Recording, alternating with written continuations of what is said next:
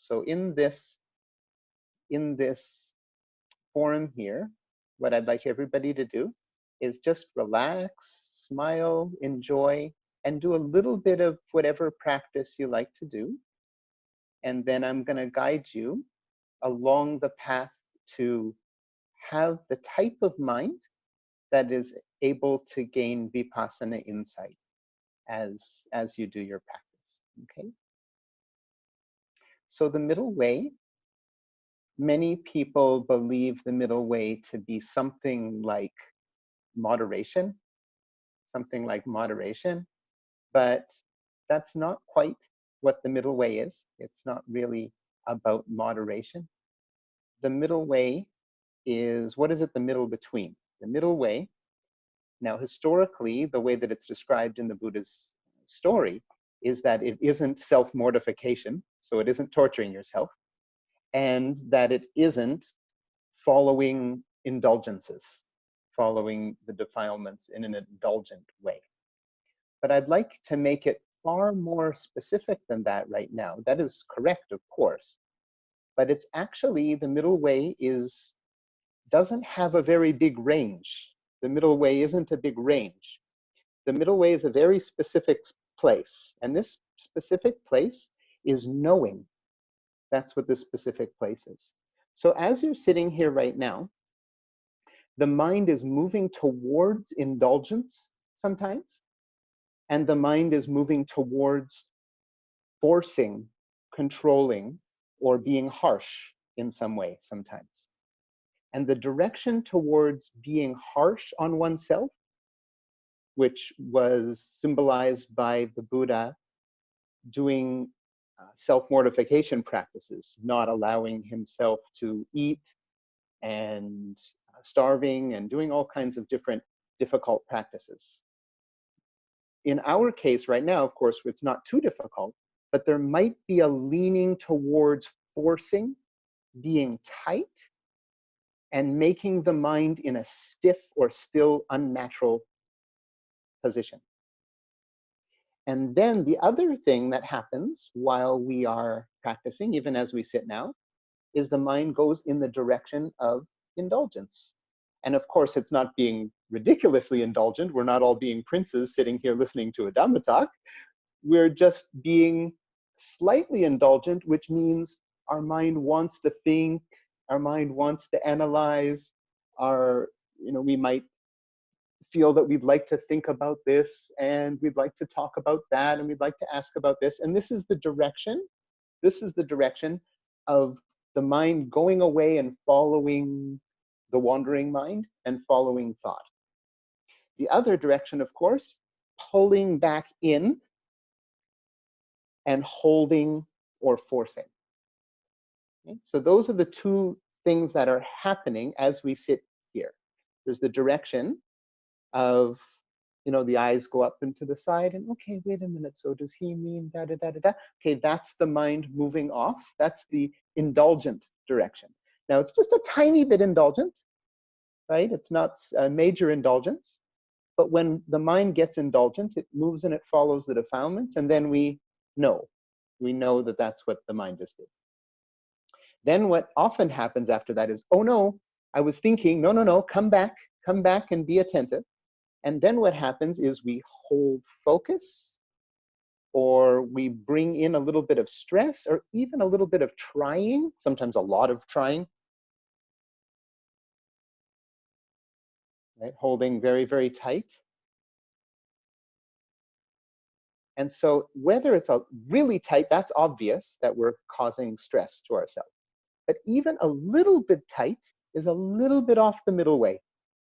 And even a little bit wandering off and enjoying and being in our thoughts, well, what if this or that's interesting, or right? Even those indulgences, they're a little bit off in the indulgent direction.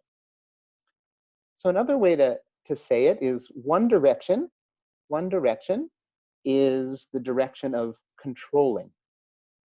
The other direction is the direction of following the defilements. So there's wanting to think and rethink. There's wanting to enjoy something, indulgent, in some sort of indulgent state. So maybe we're doing a meditation, we start to feel really happy and we think, ooh, I want to go into that space. And we get really indulgent in that way. Okay? Or it's tight, controlled, forcing, and we move in this direction. And so at first, it might be difficult to notice when it goes off a little bit in one direction or a little bit in the other direction.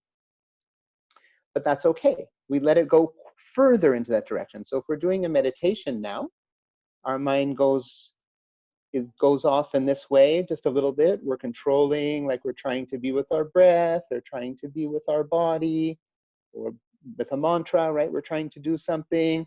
And then all of a sudden, it starts getting a little bit tight, or we start feeling a little bit maybe tight in the chest, or we feel that the mind gets stiff and still and there aren't as many thoughts and the mind gets a little bit stiff or rigid, right? And then we can know, oh, we've gone further into the controlled direction. And so then what do we do about that? We know that. We know that that's what we've done. And then what happens from there is probably, okay, wait a minute. So what should I do about that then? Should I stop? Should I da da da da da? And now we're being just a little bit indulgent, moving into the wandering mind direction. And then what do we do about that? Do we pull back? No, pulling back is controlling. So that brings us right from over here, right back into the controlled direction. So when the mind moves off and it's off and off, then what do? We know. We know. And then what happens after we know? Well, if we're knowing like this, then that's tight and controlled, isn't it? So all we can do, if the mind wanders off, we know for a moment. We know that the mind wandered off. That's the knowing. Then the mind might wander off again, and then we know, right? And then we get frustrated. Why isn't it happening like this? Da, da, da, da, da. We're following the defilements, right? So we're wandering, we're indulging in the defilements. So wandering off, and then so the mind's a little bit angry or frustrated, then we know. Okay, then right after we know, one of two directions will happen. It's going to go either back into thinking or following a defilement. Defilements, for any of you who aren't familiar, greed or aversion, or the wandering mind.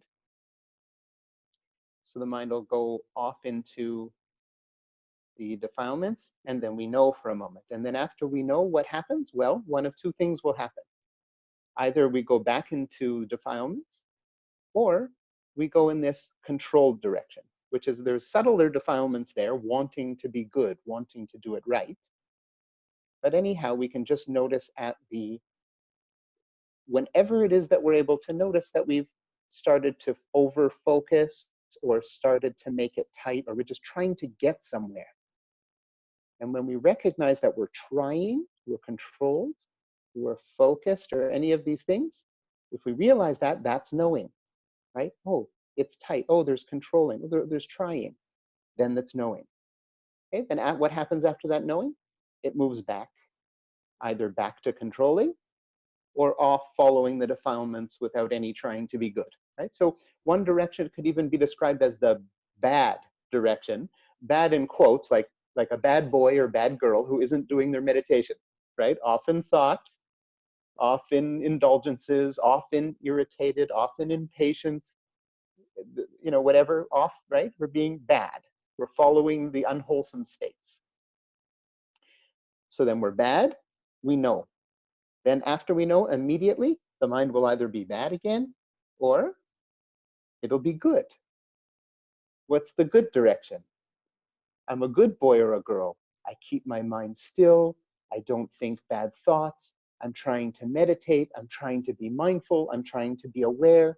And it goes into that good person direction. So a very simple way to say this is when the mind is bad, then we know so. The mind goes good, it's going good, we know so. And the knowing is just momentary.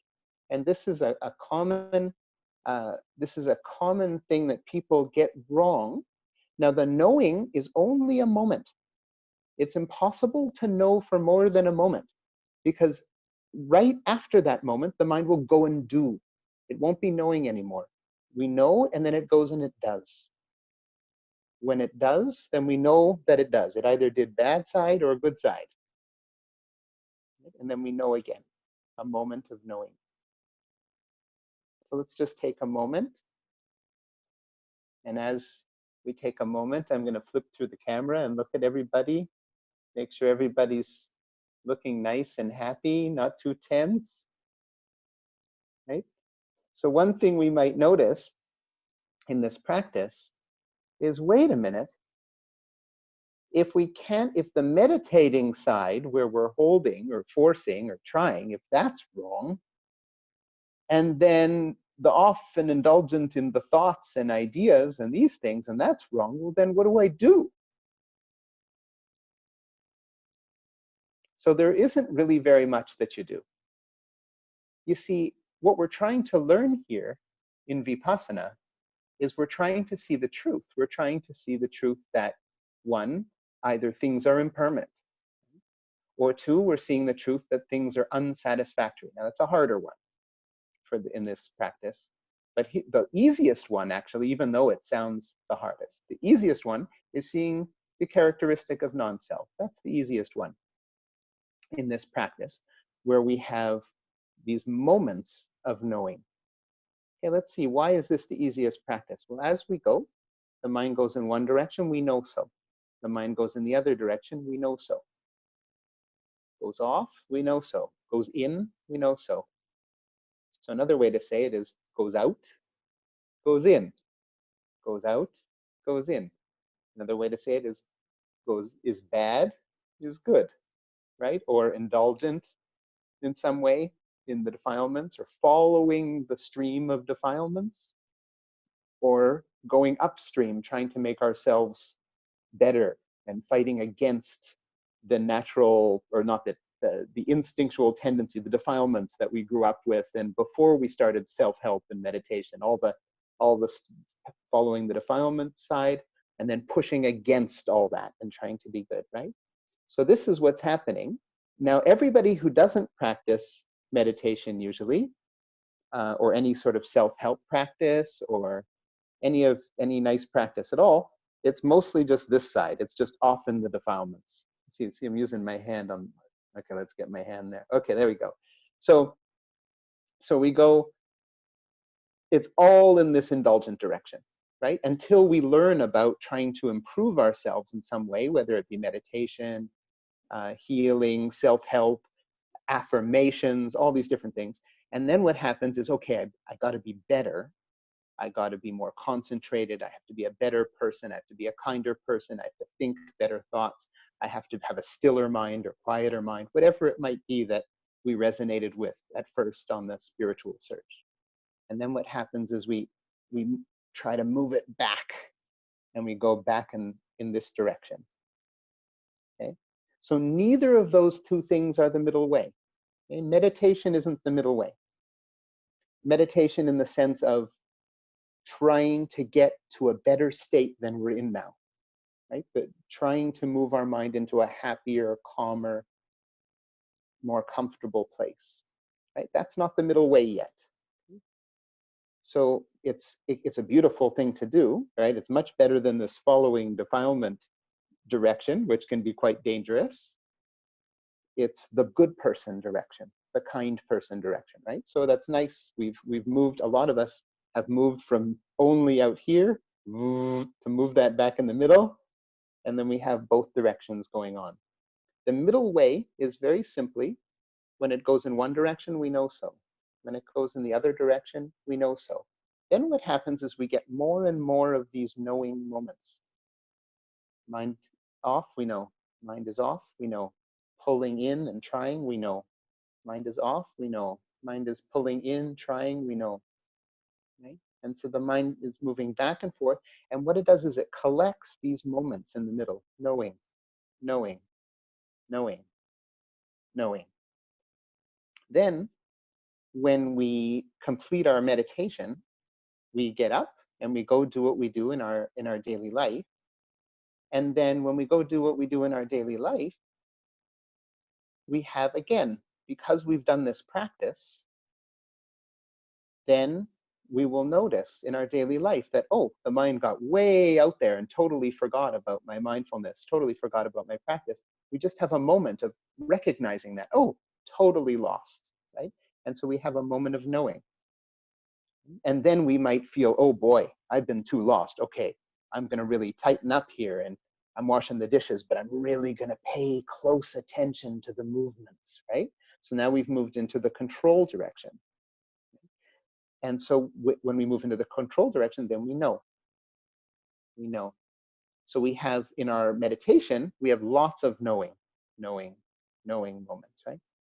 Knowing, knowing, knowing, knowing. And then when we get out in the world, there's less knowing moments, but we keep it up, knowing a little bit, and then a while goes, and then we know, oh, got tight. And then we just let it go. We let it do whatever it does. And then, oh, lost in thought. And then we let it do whatever it does. Oh, totally lost again. We just have these moments, and then we let it be. And then moments, and then we let it be. This way, what will happen is a spontaneous knowing and a spontaneous understanding, because true wisdom can't come when we're trying to make it happen. It has to be unprompted. It has to happen without intention there. Because when the intention is there to see, that's a defile. There's a wanting and a hoping that's come around the back door, and it's operating, right? The defilement is doing the meditation, you see? So that has to be recognized, or if, and when that's not recognized, it's the defilement doing the meditating, right? It's not wisdom and mindfulness doing, it's not mindfulness doing the meditating, not the type of mindfulness that leads to insight anyway. It has to be automatic and spontaneous, and we have to practice the automatic and spontaneous by getting familiar with the mind moving in the two different directions that I mentioned. And so how are we going to see this non-self that I mentioned? How are we going to see it? Well, because I didn't ask you to do anything except for know, except to get the mind the habit of knowing. And so what you'll notice is when the mind goes, if we're a meditator, when the mind goes to think, we'll start to notice that, oh, I didn't decide to do that. It just did that by itself. And then when the mind goes to, in the other direction, to get tighter or over focus or pull in some way, focus in on a meditation object or hold tight together or any of these things, we'll notice that, hey, I didn't choose to do that, right? Especially in daily life when we're not practicing our meditation, you'll notice that, hey, I didn't choose to do that. That happened all by itself. So we'll notice the mind goes off to think about what it does all by itself.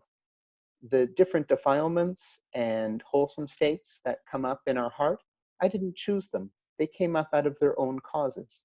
They came up by themselves. We'll notice that the mind going to meditate, or the pulling in or the tighter direction, that we didn't do that either. That the intention to do that came up, and we didn't choose the intention. The intention came up, like, okay, no, pull in, practice. So what happens is slowly but surely, if we're patient and we get familiar with the mind moving in the different directions, then our mind slowly but surely finds its way. It starts finding its way along this middle path. And when the mind is on this middle path for these moments, sometimes there's more moments. And when there's more moments, we might even not even know it because it's happening automatically. We just feel kind of happy and free flowing. And we might not even know. Sometimes I won't even know when it's happening. There are many times where my teacher would say, oh, Jess, your mind is very good now. It has correct samadhi now. And I'll be like, really? But I was just joking around with somebody. I just whispered something to a friend, you know. And so it's something that just comes from the practice. It took a while to get familiar with, oh, okay, now the mind has samadhi and now it doesn't. And then once the mind has enough knowing and it does have this samadhi, then it will see things as they actually are. And in most cases, for people who don't have jhana readily available or deep absorption meditation available, then we have to practice this moment to moment knowing, as I described. And what will happen is with this moment to moment knowing, we'll have this correct samadhi that is available, that makes insight available to us. And we'll see that the mind that went to think did so by itself. Nobody did it. The mind that went to think then thought about a certain thing, gave it some value, maybe it gave it a negative value, and then anger came up or impatience came up.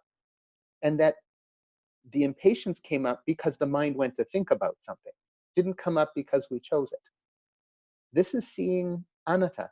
This is seeing the characteristic of non-self. So when there's intention and really trying and focusing in to see it, it's not the real thing. It has to be spontaneous for it to be the real thing. So the meditation is our practice. And then we let the meditation go and we allow it to work its magic in our regular daily life in order to achieve insights. And the insight that we're going to most commonly get is the insight of things happening by themselves. So whatever comes up now, whether you're pulling in to meditate or whether your mind is moving off, that there weren't things that you ultimately chose. These phenomena are coming and going, and it wasn't you doing them, right? So if you have a main meditation object, you just spend a moment with the main meditation object. And then whatever the mind goes to do next, whether it pulls in tighter to the meditation object, or if it goes off to think, or it gets dreamy or daisy, recognize that that wasn't something that you chose. There isn't anybody doing this.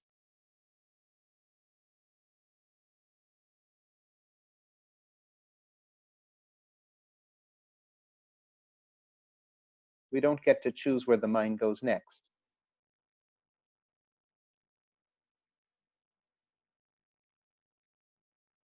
When we start to see that little by little, eventually we'll have a spontaneous moment where identity will completely drop off and we'll just see phenomena doing their own thing with no person.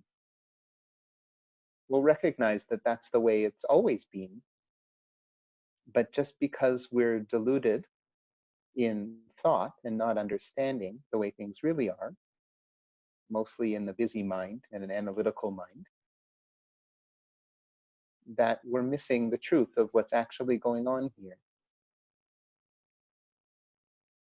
So let's get on this middle path. Let's get on this middle way of inserting these moments of knowing, and then we'll have the opportunity to gain insight into the truth as the Buddha intended. So we've got in Zoom here, there's the opportunity to raise your hand, which is kind of neat. I don't know if you all know that, but who's feeling sleepy or daisy? Raise your hand. I'm seeing some in the eyes here. Not everybody's got their camera on. Raise your hand if there's the phenomena of sleepy or daisy. Oh yeah, you can raise your hand on the camera. For those of you who aren't on camera, there's a little raise your hand button that you can click to participate. Yeah, there's the sleepy. When you raised your hand, for those of you who raised your hand, who felt happy when you raised your hand? You able to recognize that you felt happy? Right? It's a little happy.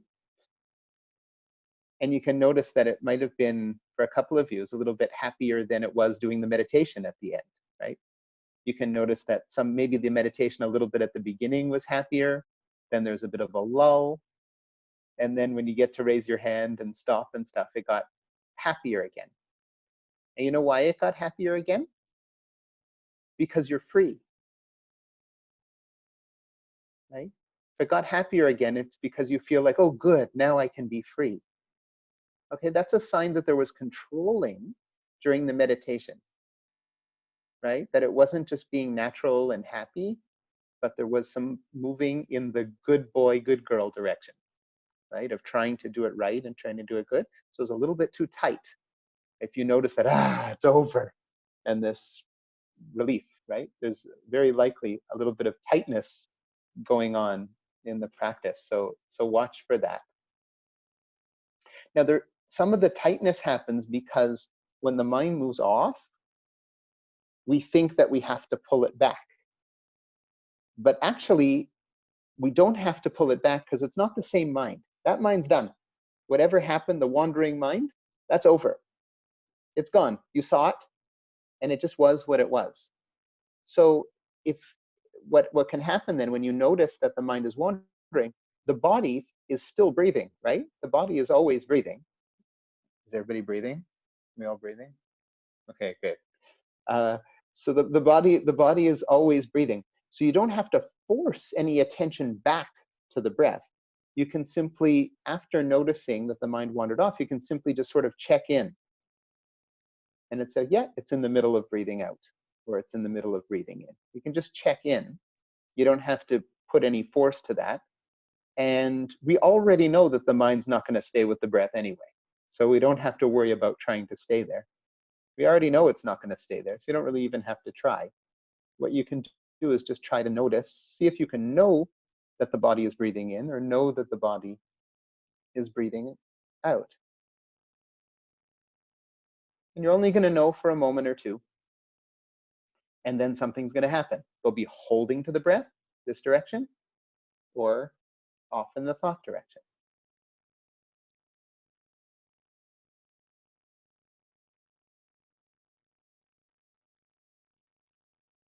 Okay, great. We're starting to get some aware people here. I like these cameras. Starting to get some nice aware people, noticing both that you're moving out and both that you're holding and moving in.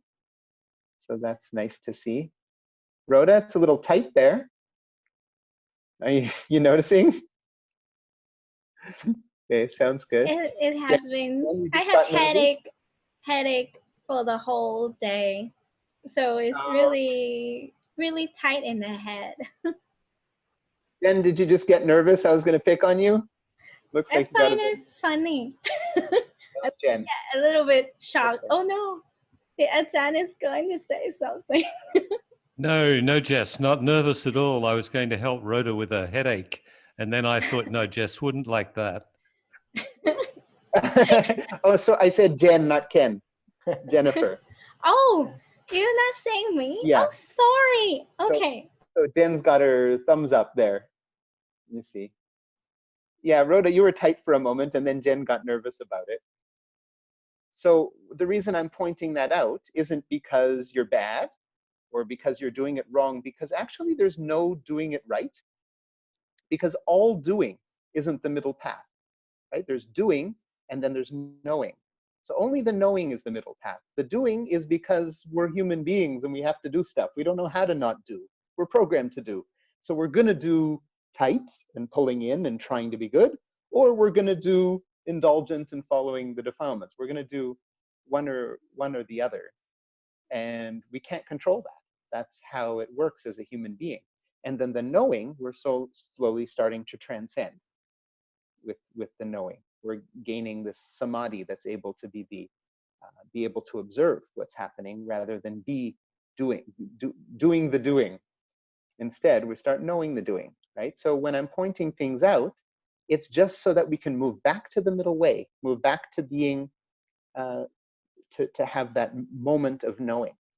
So there's never anything bad that you do in the sense of Vipassana, because it's just about getting familiar with, oh yeah, that was a little tight.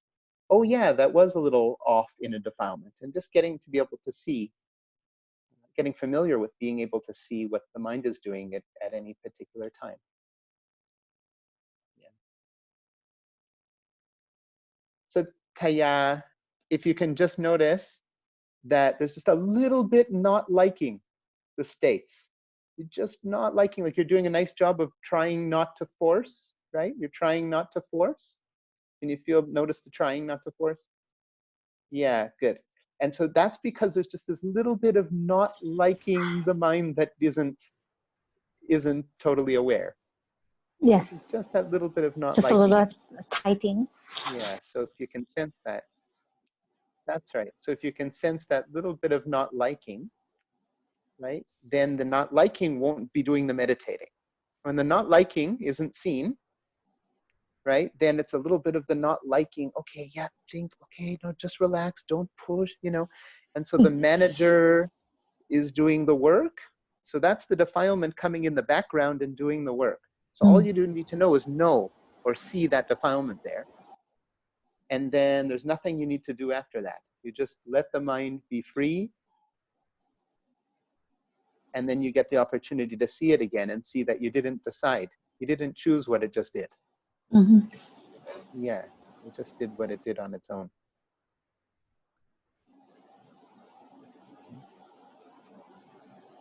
Can similarly, there's a trying to be good in the background.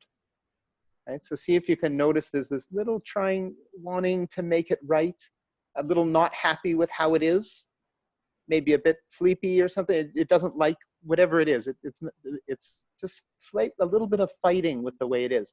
And so you can just, there's nothing you need to do other than just sense that that's there. And then let it not like. It's okay. You just let it not like and just periodically notice there's that not liking going on. And then there's the managing going on. Janjari. Oh, no problem. I didn't look at the time. I have no idea how long this is taking. In fact, I don't even know how to look at the time on Zoom. And this is my only phone. This is my only clock. Rhoda, how are we doing for time? Oh, yeah. Nice We mouth used moving. we used about 40 minutes. About 40 minutes. Yeah. Okay. Sounds good. Okay, well, hope everybody is enjoying this so far and getting some nice moments. See, who do we got? Oh, hi, Vivian. Vivian's on here. Hi, Elizabeth. And there's Shelly and Iris. Okay. Flipping through here, I get to see who's on. Hi, Rhonda. So anybody have any questions? I see some nice happy faces. Yeah, I see some nice happy faces. Raj, is it cool where you are? Raj, please Yes, unmute. yes. In Nepal, it's still cold. I don't know. The weather is weird this year.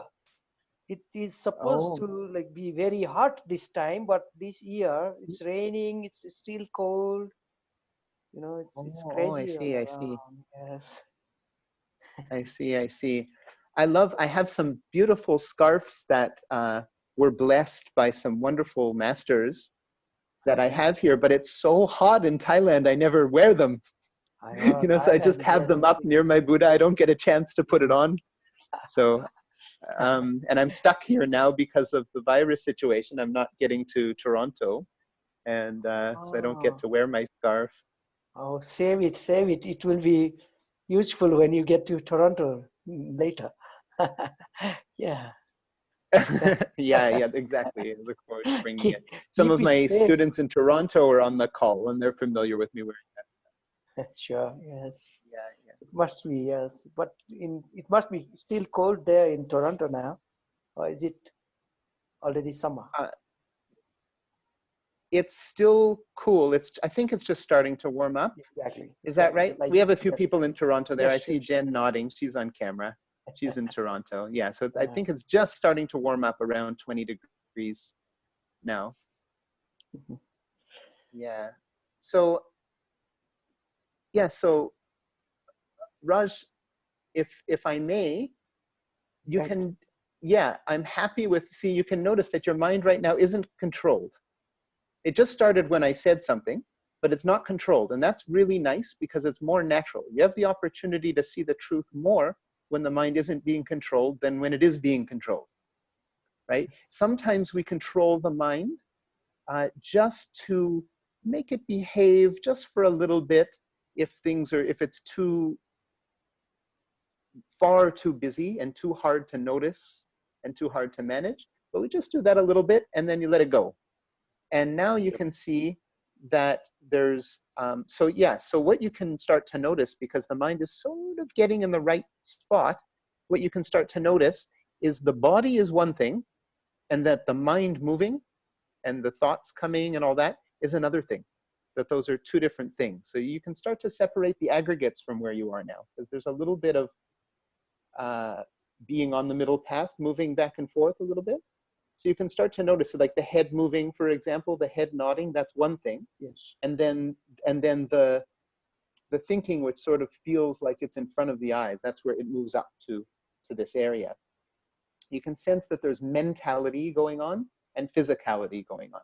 But to notice the physicality, it's in the way for Vipassana, which isn't retreat style Vipassana, which is regular everyday lifestyle Vipassana, then you need to just notice the subtle movements of the body, not in a focused way, but just your head nods, you know that it nods. My hands just went like this, I knew that they did that. You know, this kind of thing. My face smiled, I knew that it smiled. But I'm not trying to force or control anything. I'm just simply letting my head and hands move naturally as they naturally do. And then I follow that up with some awareness that that's what's going on. So very light and natural practice. And then you can notice that the thinking that's going on, you let it do that. You let it do that. And then recognize that the thinking going on, that's mentality. It has a different texture than physicality, right? This is coarser stuff. And the mentality is a subtler, blurry, daisy. It has a different texture to it. You can start to separate the aggregates in that way. So we can separate the aggregates in that way. We can separate the body and mind in that way, or distinguish the two in that way, once we have a little bit of that middle path happening, where we get lost in thought and know, or we get meditative and we know. And then with some momentum, we're able to see that mentality and physicality are two different things.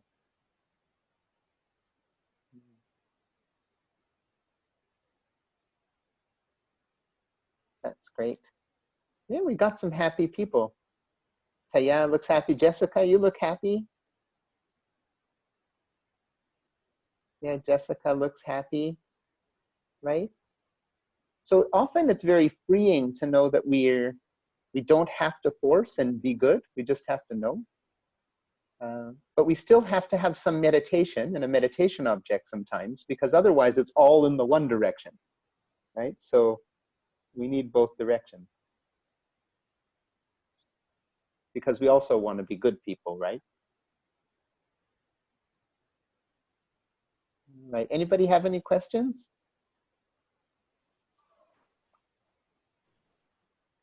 Hi, Vivian. Hi, this is Vivian. Yeah. Yeah. Nice to see you again. Yeah, nice to see you too. Yeah, I just noticed that when you, how should I say, teaching or coaching other people, I can relate with that kind of. Yeah, but you have some body awareness now. Do you notice? Really? Do you notice that you have some awareness no, now? I don't. I know. I Yeah, didn't yeah. know So that. just some simple movements, right? You notice you're fidgeting and moving the arms and stuff. There's some awareness of that. You know, normally when we're scratching or itching or moving and things like that, usually we don't even know. We think we know, but we don't know, right? Like nodding our head. Usually we nod our head. We think we know, but we don't know. Okay. And you're starting to have some body awareness. Yeah. Thank you. I just feel like it's like part of me want to be right. So that makes me tight, I think. So when you're mentioning that, I can relate to it and say, oh, that's me too. Yeah, thank you. Yeah, but actually it's not so tight right now. Okay. It's not too tight right now. So I think that you're doing a nice job of being somewhere in the middle, natural. Hey, I lost your camera. Where'd you go? Huh? I Really? can't find you. I have to, okay, there you are. I just had to, Okay. I had to swipe to find you. It's like a treasure All hunt. right. Okay, there Okay. you are. Yeah. Um, So I think that you're doing a nice job of being genuine and natural, not too held tight, right? yeah. So when you're Thank natural you. like this, what'll happen, and you have to be brave, what is going to happen is some uncomfortable emotions will come up when we're not holding or trying too hard, right? Can you say more about that? Like a not nice emotion would come up, like Yeah, like some like some sadness. uh, okay. Yeah. Yeah. Can you notice there's some sadness? When she said the There's a little worry. sadness, oh yeah, I'm always worried. I'm kind of anxious Okay. people, and yeah, like sometimes I can't. Sometimes I often can't breathe like deeply all the way through. Yeah, it's almost like a well-being issue. I can yarn, cannot yarn properly. I halfway I like cannot continue. So To I think yawn? it's yeah, like a way sleepy yawn. I feel like because I'm aware like I'm yawning, like and then that moment I wait and I stopped. I couldn't continue, I couldn't Oh, complete is it. that right? It's I annoying see. because Sure, you yeah. can still, I see. So what's happening then is because you have body awareness, which I noticed immediately that you have body awareness, right? And Thank so you. in this case, you notice that the mouth is yawning, right? You Yeah. become aware that you're yawning, but then what happens isn't just aware that you're yawning, but then there has to be a feeling of being bad or not liking it or some worry that comes in to make you Yeah, stop. worried I cannot finish it because I I had this issue like quite often now. Like so this is annoying, right? I, Yeah. So you know what? And everybody help Vivian. Let's all help Vivian together. Everybody yawn. Let's all yawn. Here, Vivian, let's do it together. Yeah, everybody. Wow. No, it's all okay to yawn.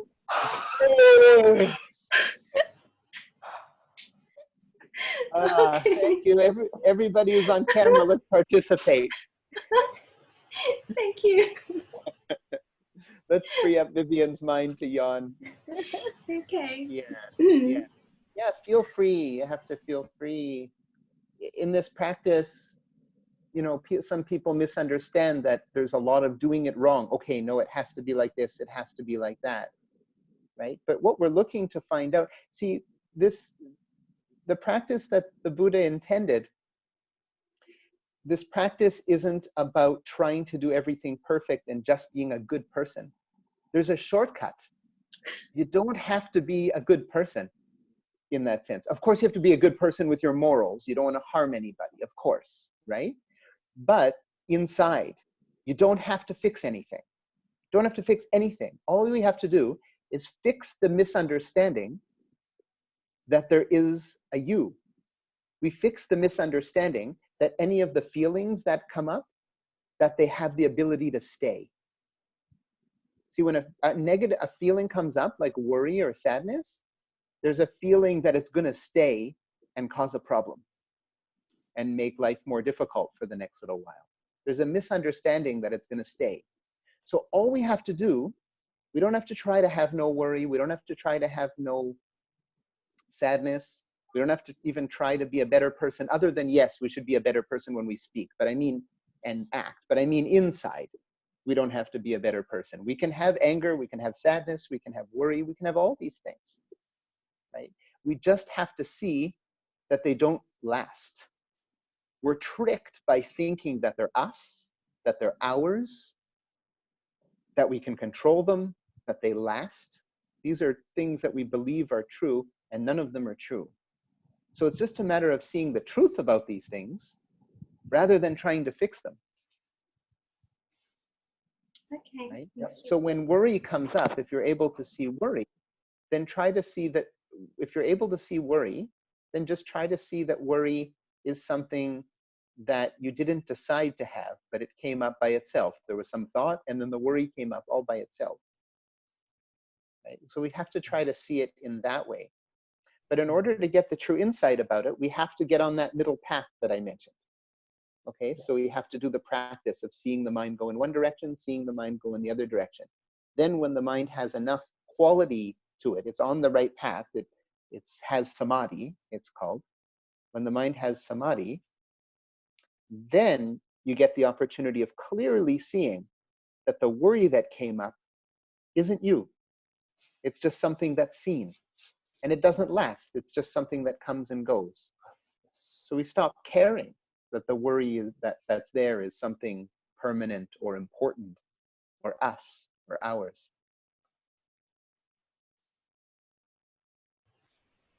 Yeah. See, there's a naturalness to you, and so that is helpful in your practice. There's a lot of people that have difficulty admitting what they feel, and that makes it harder to practice. There has to be a whole step of getting to seeing how you feel first, and differentiating between thought and feeling, and that. But you're quite readily able to see your feelings. So good stuff, Vivian. Keep at it. And you've got plenty of body awareness, so I'm not concerned about that at all. Yeah, even Thank you. mindfulness of the body is just noticing the natural movements and things, being naturally noticing movements, like the odd blink of the eye, or the eyes went up, or the shoulders shrugged, and these types of things in a natural way. You have plenty of that. And each moment where you didn't mean to be aware of the body, each moment that you didn't mean to, but automatically there's a knowledge, like, so you turn your head and then you knew that you turned your head. In this case, I turned my head and that was intentional, right? I noticed it intentionally, but then my finger went up like this and I didn't intend to notice it, and I noticed it, right? So that was an automatic moment of mindfulness. So when you're not intending and there's a movement and you're aware of it, it's an automatic moment of mindfulness, right? When you have that automatic moment, then there's the samadhi there, just momentarily, just for a little bit. There's an opportunity to see that you aren't the body. When you automatically see an emotion come up, there's an opportunity to see that you aren't those emotions either. Thank you. You're welcome. Okay, so who's feeling, let's see, anybody feeling confused? Want to put the virtual hand up? You're feeling confused? Anyone? I'll let Raj or Jessica first.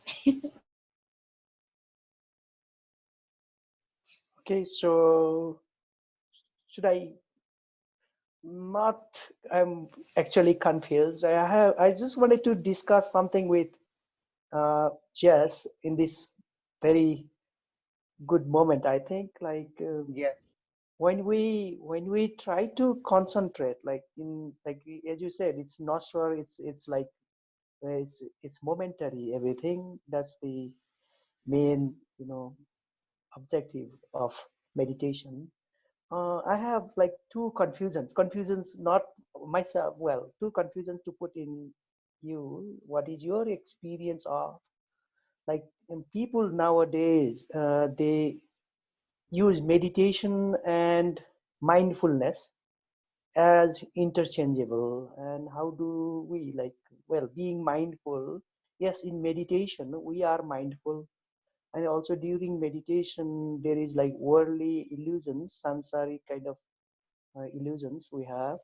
Illusions means, like, when we close our eyes and we make the sixth sense more active, we concentrate, and that will make us look at the, like, we are away from, when we meditate we are away, we are more away from worldly maya or illusion, so we are more concentrated, we are more mindfully aware.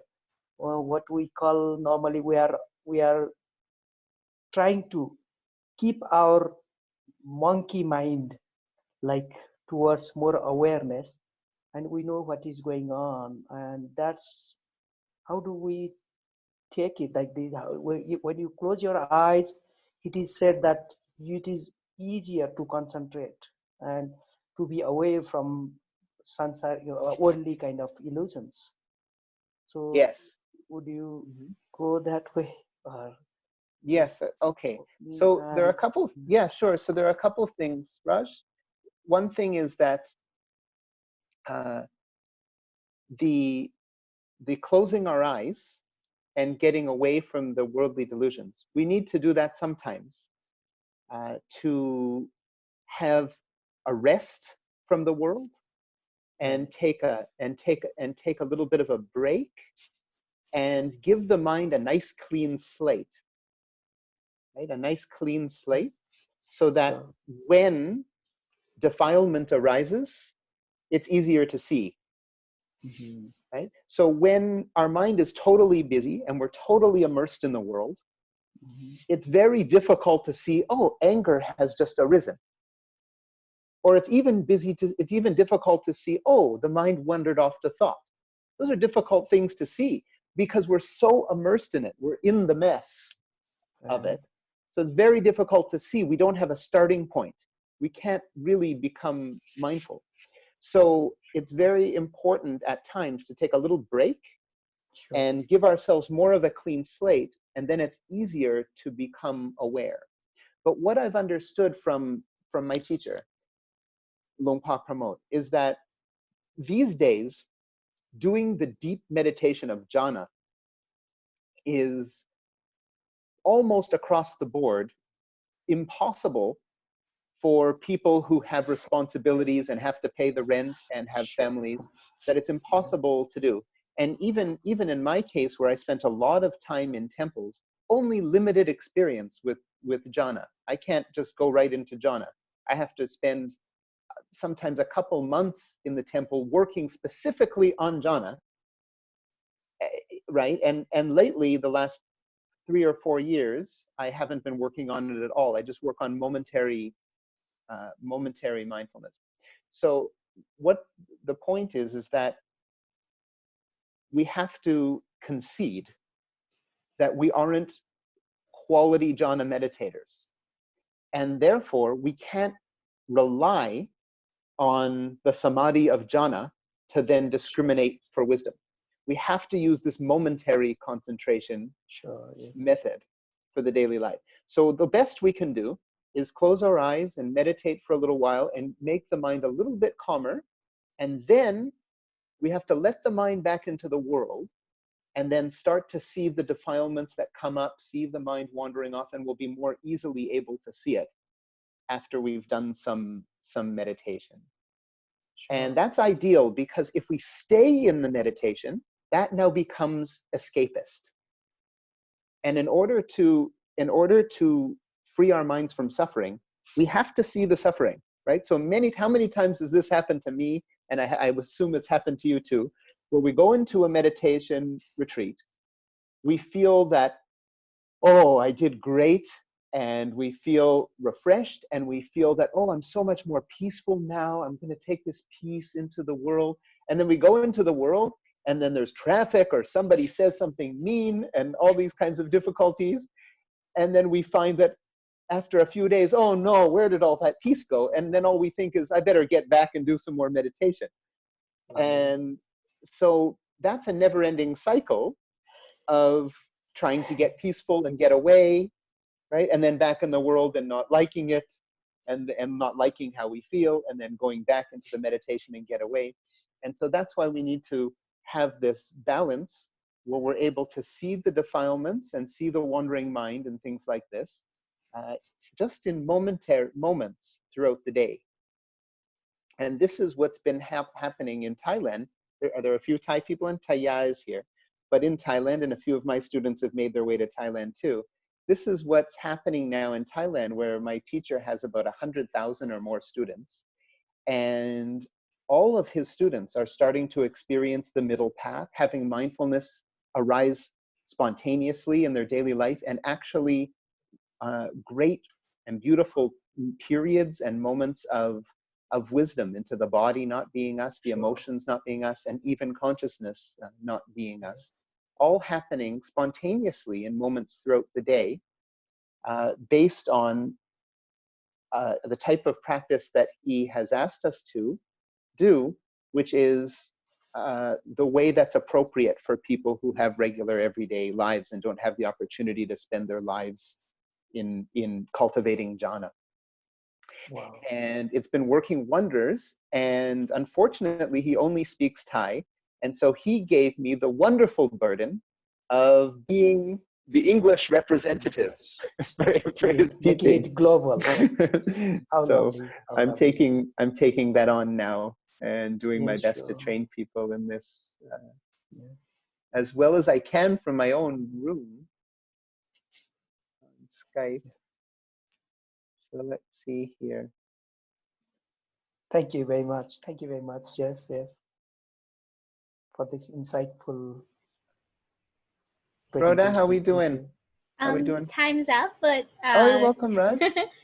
and I think we are really lucky to have an English speaking teaching assistant from Luang Por Pramod, and we've learned a lot today. And Yeah, but some of the Thai ones are better than I am. Some of the Thai ones are really, really amazing. Yeah. I hope that one day I can represent Luang Por Pramod as well as some of them do. I think you're a great teacher, so we're really lucky. And so does anyone still have any questions? Or no? Anyone has any question? Oh, Vivian? Okay, Vivian. Yes. Oh, and Jessica Sorry, too. Hang on, anybody else that hasn't spoke yet? How about Vivian? Shall we let Jessica speak first and then come back to you? Yeah, let's do that. Sorry. Hi, everybody. For Jess, Hi, Jessica. I had a question. My brain often goes into like analytical mode, just analyzing like things. Nobody else here does that. Nobody else goes into analytical mode. And when you said that, like, you know, our emotions are not us and don't define us, that's one of the things that has resonated the most with me with like mindfulness and the Vipassana practice, is just recognizing that these emotions don't have to define us, because I feel like I'm like a very emotionally driven person sometimes.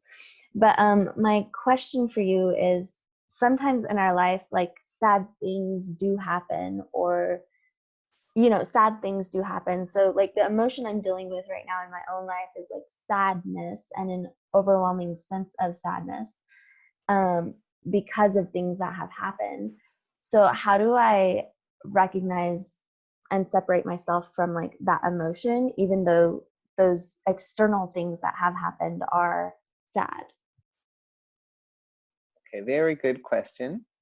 And I'll start by saying that we don't only want to see that we aren't our emotions, but we also want to see that we aren't our thoughts either. So it's not about, often we move into analyzing and we move into thinking about things.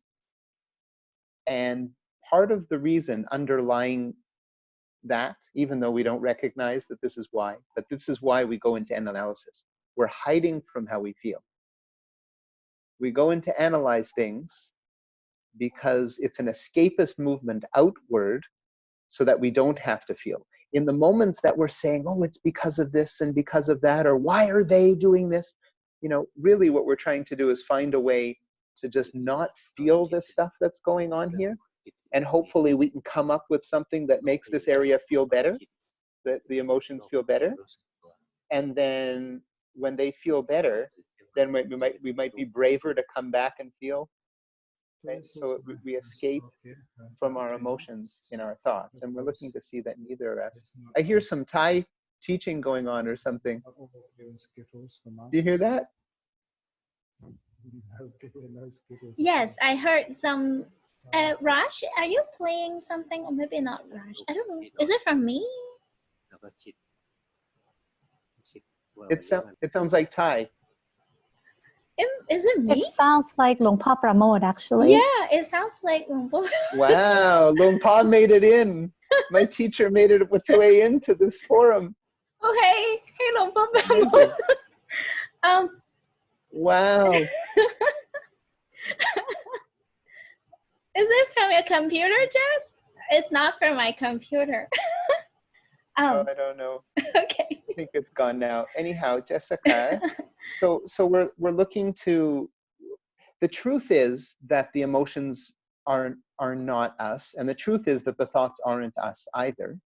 And so it's just a matter of practicing this to see the truth of these things. So when the emotions come, we don't want to try to go, oh no, I don't want to feel because it's sad, and then try to find a way out of it, right? The way to the way to approach this is, yeah, see right now, see Jessica, you're brave enough to feel sad.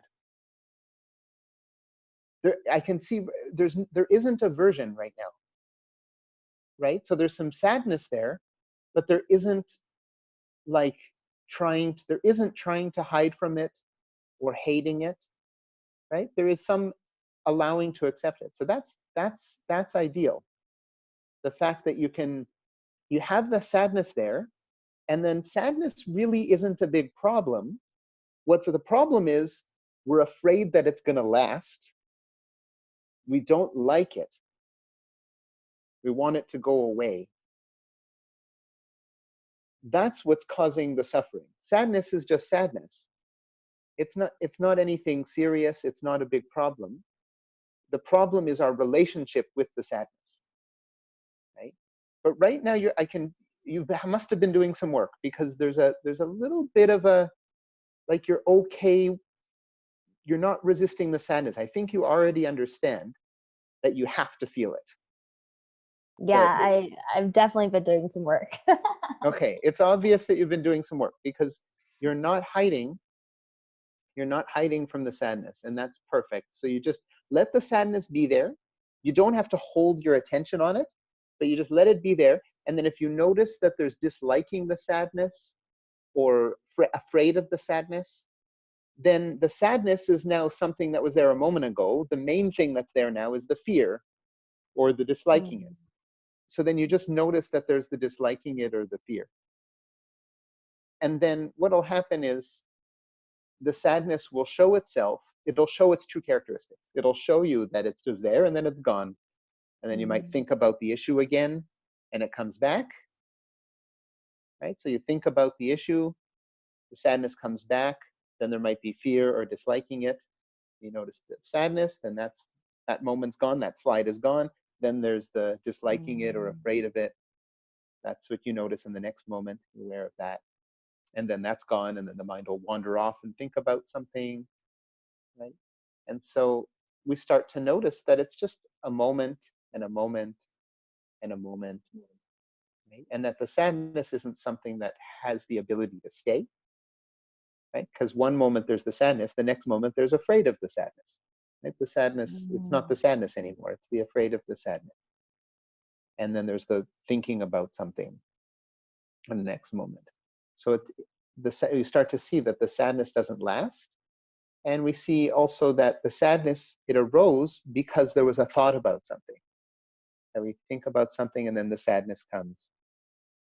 The only reason why sadness appears to stay sometimes and last is because of the hovering, not liking it or wanting it to change. The not liking it and wanting it to change needs to be seen. Once that's seen, the sadness is old. Yeah, and you'll see that it's not something that lasts. It doesn't able to stay. And so then what happens is we get wise with regard to the sadness. Rather than trying to make it not come, we get to see the fact that, hey, it just comes on its own. It disappears on its own. We get to see, and then we get the opportunity to see that it's not you. It's just something that comes in and leaves. Right? You can notice too that sadness is something that is observed. Any feeling, all feelings are things that come in, and they're just that which are known, that which are seen. Anything that is known or is seen isn't intrinsically you.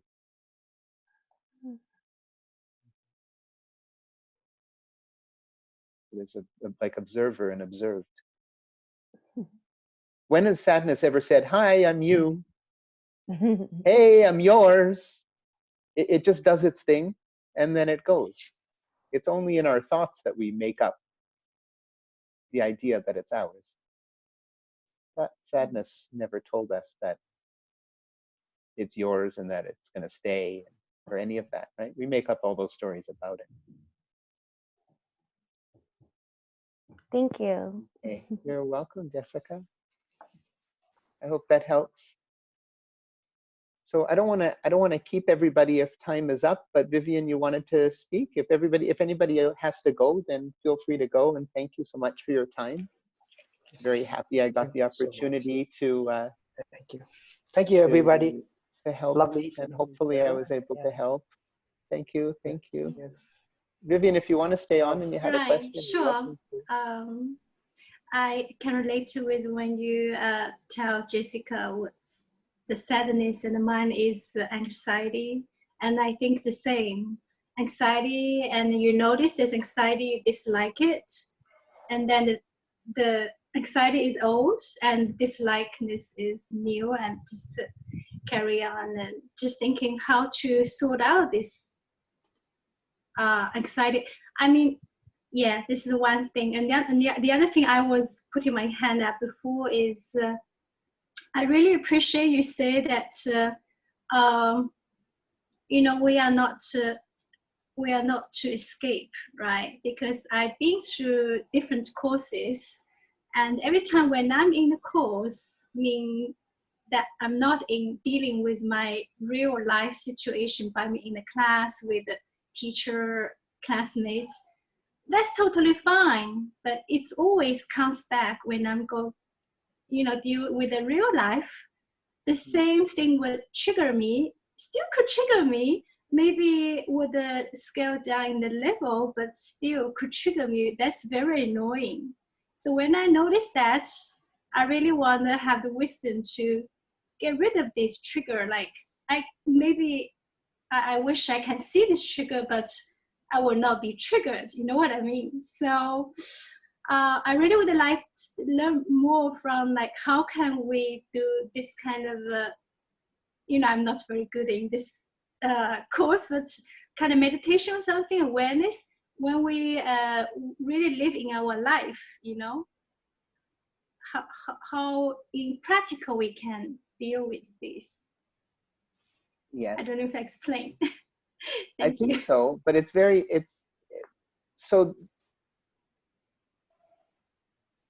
it's what we should pay attention to most is different for every person. And that's why I like to have an opportunity to speak with each person individually. It's different for each person. So there isn't one technique that works for everybody, because everyone has a different demeanor, right? So for example, for your case, you've done a lot of work in the past which was involved in trying not to feel what you're feeling. And some of it was actually helpful because you've got a lot of body awareness. You have a lot of body awareness. So because of that, some of it was helpful. So what I would say in your case is, throughout the day, be natural throughout the day, but just notice little bits, little moments of noticing the body, right? And then when you, like I described, noticing nodding, or noticing when you're going to reach for something, notice the arm moving out to reach for something. I'm trying to move back so you can see my hand. I don't know, with the camera. So notice the reaching, go for a scratch and notice that you're scratching, this kind of thing. And then that's only going to be a moment, because in the next moment, you're going to be thinking about something else, or there's going to be a moving back to, okay, holding the awareness, trying to stay aware of the body, right? And that's not the genuine mindfulness. That's forcing or holding. Okay? So where'd your camera go? Okay, there you are. Okay, good. So what I would say for you is notice the body on and off throughout the day. And remember that noticing the body is just a moment here and a moment there. And then it'll move to forcing. If it moves to forcing, then you just have another moment. And notice, okay, it's holding attention at the body. Just another moment, not to dislike it or try to change it. but just recognize that, oh, now it's holding attention at the body. And so what you should do is, I think, what I would recommend is use your body as sort of the main object throughout the day. And remember, it's just a moment here and there. So you could totally forget about it for an hour, and that's okay. Right? So it's not about having to hold attention all day long. Right? You just have a moment, a moment, a moment. Sometimes you might have 5 minutes, and there are 20 or 30 moments where you notice the body moving. And then you'll have some moments where you notice it's holding attention at the body. And so then you have another moment of knowing, right? Attention. And so you might have lots of moments in 5 minutes, and then you might have 3 hours where you barely have any moments. Okay, so you just let it be free. Let it know as it knows, and let it build up its moments slowly and organically, naturally, right? And be patient with the practice. If you continue with the body like that, then what's going to happen is you'll start to practice correctly with regards to the emotions, because you don't have to hold your attention on the emotions, and you don't have to stay with it long. You don't have to wonder, why do I have this emotion? I don't want this emotion, or anything like that. You're just doing your body awareness, and then you'll notice frustration comes up or worry comes up, right? You just notice one moment, oh, there's frustration, and then you continue paying attention to the body, doing what it's doing, whatever it's doing, right? So you continue paying attention to the body here and there. So you just get one moment of noticing the feeling, and then you're back noticing the body, or if you're reading, you're back to reading, or whatever you're doing, you go back to whatever you're doing. Just one moment of recognizing what's there. And then from there, you just continue with whatever you were doing. So if you're doing something like housework or exercise, it's easy to pay attention to the body because you don't need to do that much thinking, right? So it's easy to notice the body moving. You don't have to be really busy analyzing what you're doing. When you're working using the mind and having to do work where you use the mind, then don't worry about the practice in that period. There'll just be some moments of the body, noticing the body a little bit, but not much at that time. So hopefully that paints the picture of a very light, easy practice that you have to be patient with, but it's the most effective. It's much more effective than holding attention, trying to be good, trying to make it right, and all those types of things, right? It's giving yourself freedom to feel whatever you feel. You just notice it and move on. Can I say one more thing? Like I always had a probably misunderstanding, like to have awareness of mind is more important than to have awareness of the body. So yeah, but having awareness of, we have to work with what we're best at. And in my opinion, you're definitely best at noticing the body. And then it isn't more important to notice the mind than the body. But noticing, you do have to notice the mind. But there's no like rule about how many times you need to notice the mind in order for wisdom. So, but what you do need to do is notice the mind in the correct way for insight. And the correct way for insight isn't holding attention on the mind. It isn't deliberating what you're feeling. The right way is just one quick moment and then move on. Right? And so by noticing the body mostly, you'll notice the mind in the correct way. okay. You'll see the mind in the correct way. Otherwise, you're going to be searching, okay, what am I feeling? I'm feeling it. That's not how we practice. Right? Just let it come naturally. Do you feel like I maybe pay attention or have the awareness to mind is a bit too tight, sort of? Because over the other course, we being trained like to You're welcome, owner's iPad. Sorry, owner's iPad just said thanks and goodbye. I don't know who it is. Bye, owner's iPad. All right. Yeah, Vivian, so I gave you your practice. Body, minded. Yes. Okay. And that's going to help you to see the mind in the correct way. Okay. All right. Thank Be- you. Yeah, because you'll be able to just see the mind unintentionally and just a moment, and then you're back with the body, you're back with whatever you're doing. You're not fighting with the emotions. You just notice and move on. Notice and move All on. right. Yeah. Okay. I will take this on. Thank you so Yeah, much. yeah. Thank you. Yeah. Give it a try like this for a while, and then you can come back and talk to me, and we can give you more information at another time. But that's what we need when sometimes we need advice, is we just need to hear what we should do for our practice and not think about it too much. Yeah. Just work at it, and then let me know how it's going, and then maybe we'll adjust it later on if it needs to be. But I'm happy with, but mindful moment is a mindful moment is a mindful moment. It doesn't matter if you're mindful of the body or the mind, not at this stage.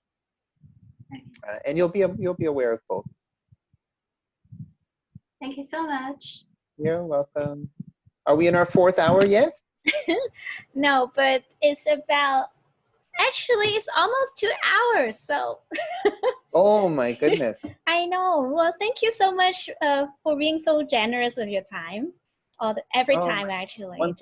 Once I get rolling, it's hard to stop me. I tend to talk a lot. Hopefully it's not idle chatter and I didn't break any precepts. No, you didn't.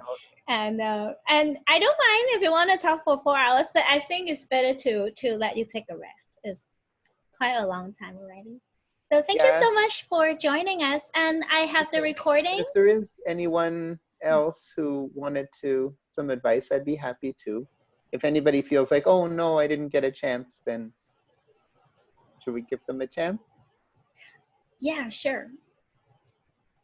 Is any? Hey, Going Shelly. once, going twice. That is Shelly. Hi, Rhoda. Thank you Shelly. Hey. Hi, Shelly. Hi, Jess. I've been doing walking meditation too, and I find it more helpful. And what you told Vivian, I don't know, would that be something helpful for me? Because when I notice my body through the day, I see my arm going out, and when I'm driving, my hands are on the wheel, all of those things. And one day recently, I was exercising, and I too had a lot of sadness. And in the middle of exercising, I realized that I wasn't sad, and sadness wasn't there all the time. Right. So just wondering what would be good for me. The first thing that comes to me is was it yesterday? I was cutting cheese, not cutting the cheese, actually cutting physical, real cheese. Yeah, actual cheese. And cheese got caught in my fingernail, and it went really deep in. And who knew that you could be injured by cheese? And there was this throbbing under my fingernail, and it was really, really painful. And but it didn't start like that. It started to throb later. Maybe it was getting deeper or something. And I was doing walking meditation. And what happened was it started to hurt. It's like, okay, there's pain there. And I noticed my mind thinking, and then I noticed the pain, and then I noticed the body walking, and just moment to moment being aware.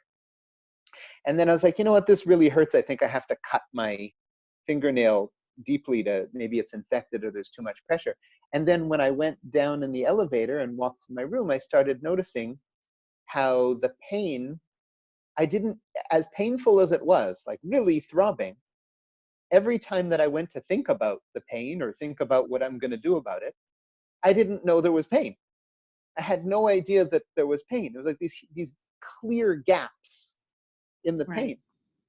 And it's like, oh, it's only painful when my mind is wandered off. It can't simultaneously know there's pain, right? So one moment the mind is wandered off, the next moment there's physical pain and maybe disliking it, and then the next moment off thinking about something and actually enjoying it. I think I might have been telling my wife, oh, I really hurt my finger, and then when you're busy telling yourself something, right? The mind just goes and does that automatically. When you're busy telling yourself something, then there's actually no knowledge of anything else. You don't know that you're walking. You don't know that you're in pain. You don't know any of it. You're completely left. So you can see that even though we think we're sad sometimes, we're really only sad when our mind hasn't wandered off, or hasn't wandered off it, or gotten involved in something else. Yeah. So the sadness is only there a moment at a time.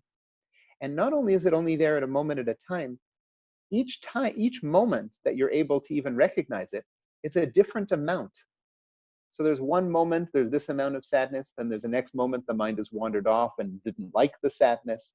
The next moment, the sadness is there, but it's not the same sadness. It's a little bit more or a little bit less. Right. So even the sadness is something that is never the same in each moment, right? So the reason I'm mentioning that is because what will happen is the mind starts getting more interested, gets more interested in the subtleties of how it's different in each moment. Then the fact that it's sadness, oh no, it's painful, oh no, which is normally the normal consciousness, that we just don't want to be sad. It gets more interested in, oh, it's a little more now, oh, it's a little less now. Hey, that moment a moment ago is totally gone. And so the mind gets more interested in seeing the impermanence or the arising and falling, or just being mindful in general, than caring about that it's a bad feeling and I don't want it and I shouldn't have it. All that identity stuff starts to disappear, and it just becomes about, it's just another moment. It's just the next moment. Yeah. That makes sense? Oh, it does. Yeah. So that's, but I don't was have any totally problem with the practice, and I think that's exactly what that's what you needed to hear. What were you going to say, Shelley? I was just totally surprised when I was exercising, and in the middle of it, it's like, oh, I'm not sad all the time. It just came up on its own, and it was like, look at that. And then it was gone. Right, and then it's gone. And then so now gone. and then the sadness, and then if sadness returns or a new sadness arises, right, you just notice that it's a little bit different than the last one. A different amount of severity, or you can sense it in a different place. And you might also notice what the thought was. You might also notice that, oh, it went to think about something and then it got sad. Right. It reminded itself of something, right? So you can notice causal relationship that happens. Right? So all of this is designed to just see things as they are, rather than get stuck and immersed in wanting it to be this way or wanting it to be that way. Right. Just seeing these things for what they are, rather than being stuck in them and fighting with them. Mm-hmm. Yeah. And I liked what you said was, the sadness stays because you don't want it to be there, right? And you want to, and sometimes I want to push it away, and then it stays longer. And so I realized that if I just if I feel it in my heart, then it's so much better, and it doesn't last as long. Like, rather than just staying in my head, kind of moving into my heart is so much better. And being okay with it being uncomfortable. And being okay with it being uncomfortable. If you're just able, being okay with it being uncomfortable, if you're just able to see the sadness there in an impartial way, where you're not hating it or not even liking it or wanting it, but just seeing that is what's there, and that's it. Right. Then the sadness will disappear. Then it disappears in that moment. We just see that's exactly what's there. Okay. Yeah. Thank you. Great. Good work. Doing the tough work. Yeah, I have learned so much because I have problem with defilement still, and then I think I heard it many times, like the thoughts are not you, emotions are not you, and that, and then I say, yeah, I know, yeah, defilements are not mine, but why am I feeling so bad every time it's coming out? I think it's the heart still doesn't understand, not wise enough to see that it's not me. So it's not like here just thinking, yeah, it's not me, it's okay, and I feel really bad about it. so I think today's talk helped a little bit. Right. Like, So if I feel bad, then it's you, right? Yeah. So, right. True. Good. But that's good, because that's what you need to see. So you can't just try to force it to not be you. You have to let the practice happen by itself. So you just put in the right causes. Right? You just follow the path. Get on that middle, hop on that middle path, hop on that middle way. I guess that's exactly for me, this topic. Right. And when you hop on the middle way, then you'll get opportunities to see it as it actually is. And one of the ways to see it as it actually is of course, when the mind does see, when you do see that it feels like me and it feels like mine, the emotion, when it feels like me and feels like mine, then just see that. Just see that, yes, right now it's very attached to this feeling, or it's really not liking this feeling, or it's really identified. Just notice it as it is, right? There's no correct or incorrect phenomena. Whatever's there is there, right? Your ability, your job is just to be able to recognize what's there. So if it feels really sticky or attached, then just know that that's what's going on in that moment. If it feels like, yeah, okay, so you got it. Yeah, I think, but again, it's like thinking. I think every time I say, yeah, it sounds really reasonable, and then it's just the defilement comes. Like, I hate it. Yeah, it's but like it takes practice, like what you said. Yeah, just be nimble. Yeah. Rhoda, be nimble. Rhoda, be quick. I'll see what I can do. So thank you so much. I really enjoyed it, and I think everyone enjoys it today. So hopefully, actually Jess has a lot of online courses. So please go to check his website and subscribe to his YouTube channel. I think the owner's iPad is Rena. If you check my YouTube channel, then if I make new course dates, you can get my website on the YouTube channel and then be able to see if I have any courses coming up. I haven't set dates for the next one, but I plan to do the next one, I think at the end of June, later, probably in late June. Okay. So we'll set that up. Okay. And thank you all very much for joining and staying with me for so long, and just take the opportunity to, I got a picture of my teacher up there. Thank you to my teacher, because obviously none of this is possible without him. And this is his way of teaching the Buddha's teachings for people that are modern people who aren't able to spend the time in caves and in the forest for so many years, like some of the monks at the Buddha's time. But this stuff really works in this way and is appropriate for people of our time. And he's brought it to the Thai people, and now I'm trying to bring it to the West as well, in the English-speaking world. So thank you for the opportunity, everyone. Yeah, thank you. I think it's a really noble Thank you cause. very much. Anumotana. And I'm so happy, Anumotana, Thank you so much, and I'm so happy that all of you had this opportunity. So happy to have the opportunity, and I'd like we all did good things today by practicing Dhamma and being aware of our minds, and so let's share the merits of what the good work that we've done together today with all living beings. May all living beings be happy. May all living beings be peaceful.